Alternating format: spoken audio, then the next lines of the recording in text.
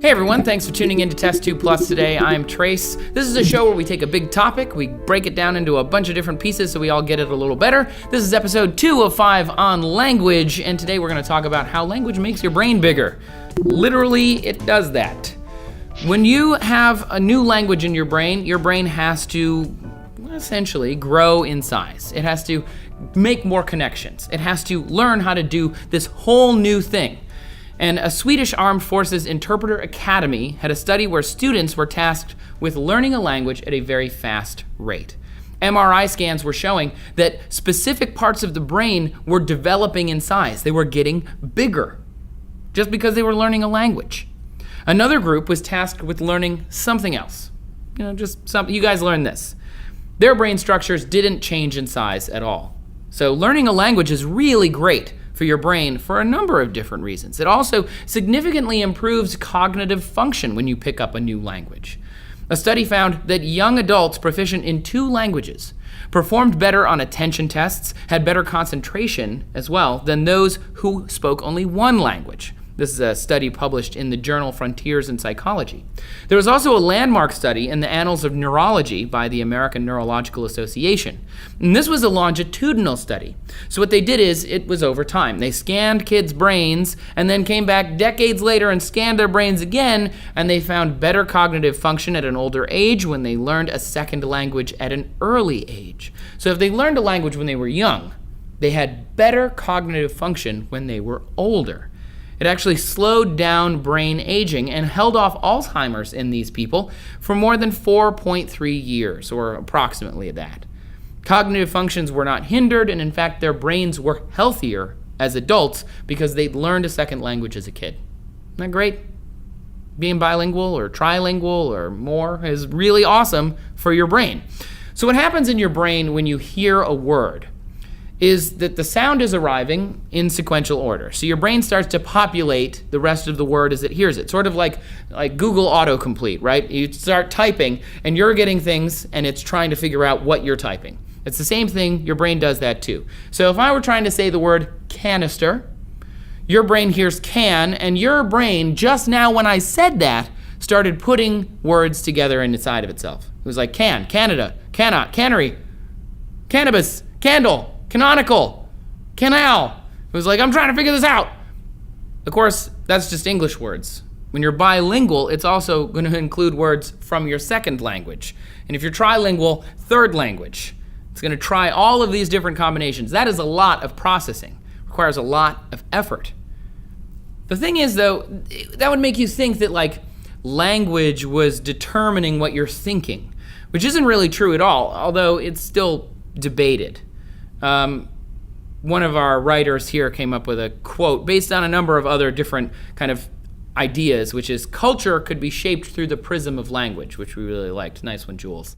According to Roman Jacobson, a world-renowned linguist, languages differ essentially in what they must convey, not in what they may convey, right? So language doesn't determine what you think, but it can determine how you think about things. So the word fork in French is a feminine word. In Spanish, it's a masculine word. Many Latin-based languages have masculine and feminine words. So the word playa in Spanish means beach, and it is a feminine word because it ends in an A. If it ended in an O, it would be a masculine word.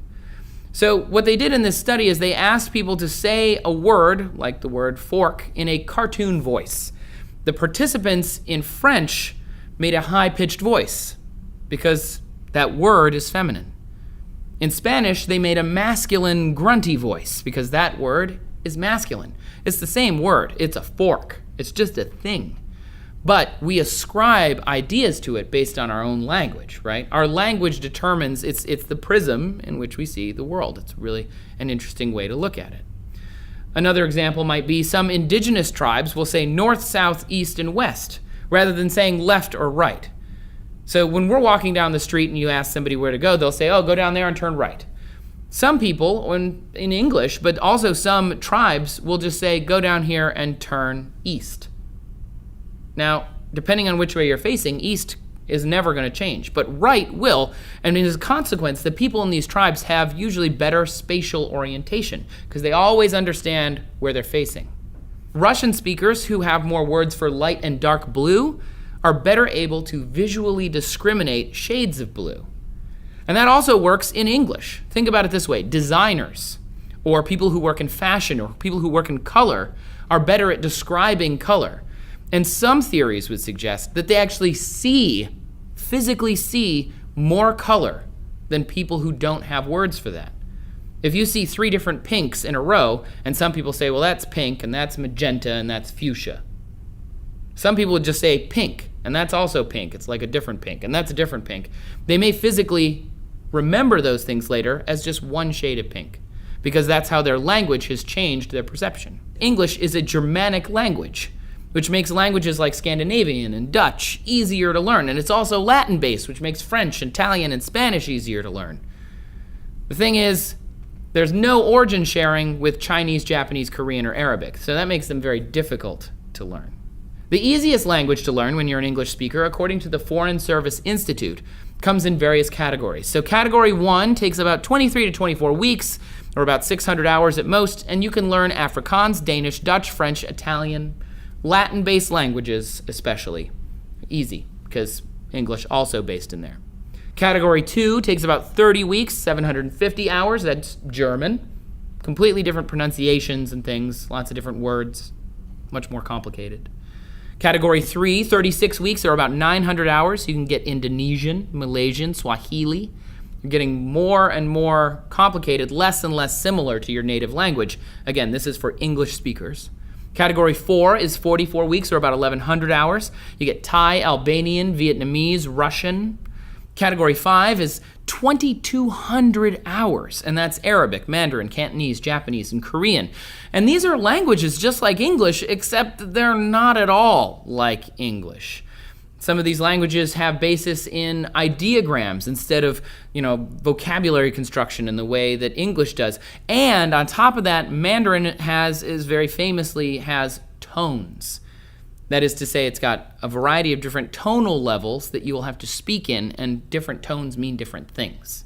There's also something else when you get to things like Mandarin, where you have tonal languages. Languages where if I say hi versus hi, those can be 2 very different meanings. And this is why Chinese and similar languages are very difficult for English speakers. We're not used to speaking in tones.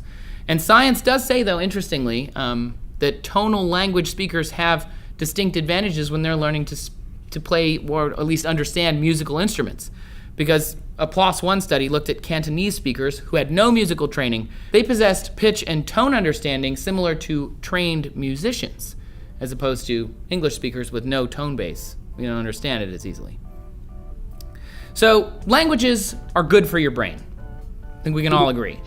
Do you know any other languages? How many do you know? Tell us down in the comments. Make sure you subscribe for more Test 2 Plus. Come back tomorrow, and we're going to talk a little bit about how language evolves and also how they sometimes die.